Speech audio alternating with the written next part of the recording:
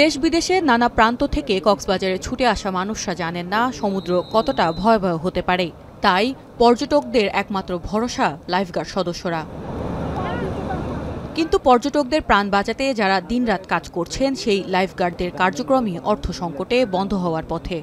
সমুদ্রের অনেক রেস্ট্রিকশন থাকে যেটা আমরা প্রপার জানি না, তো লাইফগার্ডরা আমাদেরকে এটা থেকে সেভ করে। এটা যদি ফান্ডিং এর ব্যবস্থার জন্য বন্ধ হয়ে না যায়, এজন্য আমরা আমাদের সবারই সতর্ক হওয়া উচিত। বিষয়টাকে সুবিবেচনায় নিয়ে অতি শীঘ্রই যেন লাইফগার্ডের ব্যবস্থা করা হয় এবং যারা পর্যটক আছে তারা যেন নিরাপদে ঘুরতে পারে, তো এটাই আমি তাদের কাছে অনুরোধ রাখব।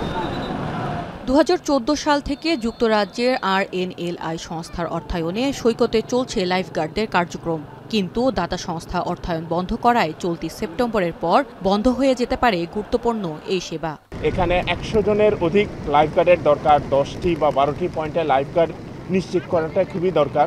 কেবলমাত্র 3টি পয়েন্টে 27 জন লাইফগার্ড কর্মী যেখানে এই ক্ষুদ্র পরিসরে লাইফগার্ড সেবাটি চালাচ্ছে, সেটি যদি বন্ধ হয়ে যায় তাহলে আসলে এইখানটায় কক্সবাজার ভ্রমণ একেবারে অনিরাপদ হয়ে পড়বে।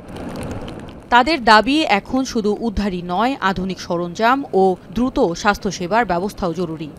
আমাদের লাইফগার্ড সার্ভিসটি যেখানে নেই তার আশেপাশে, তার 100 কিলোমিটার 200 কিলোমিটার দূরে কিন্তু এই পর্যন্ত 65 জন পানিতে ডুবে মারা গেছে। এটি খুবই শঙ্কার বিষয়। এই মৃত্যুটি রোধ করার জন্য আমাদের এই সেবার পরিধি আরও বাড়াতে হবে, সবাইকে সচেতন হতে হবে। আমাদের অত্যাধুনিক সরঞ্জামের প্রয়োজন রয়েছে। তবে দ্রুতই বিকল্প অর্থায়নের আশা দেখছেন স্থানীয় প্রশাসন। বিভিন্ন স্টক হোল্ডার আছে, স্টক হোল্ডাররাও যদি উদ্যোগ নেন এবং জেলা প্রশাসন মহোদয়ের মাধ্যমে আউটসোর্সিংয়ের ব্যবস্থা করা যায়, তাহলে দাতা সংস্থা যদি আমাদের অর্থ বন্ধও করে দেয় তাহলে সমস্যা হওয়ার কথা না। তবে প্রশ্ন রয়ে যায়, দেশের সবচেয়ে জনপ্রিয় এই পর্যটন কেন্দ্রে নিরাপত্তা নিশ্চিতের মানবিক দায়ভার কে নেবে?